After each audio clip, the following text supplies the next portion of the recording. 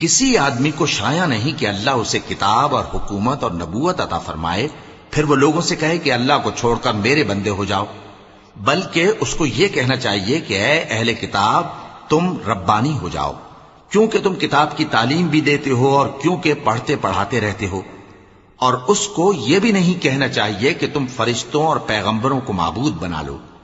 بھلا جب تم مسلمان ہو چکے تو کیا وہ تمہیں کافر ہونے کو کہے گا؟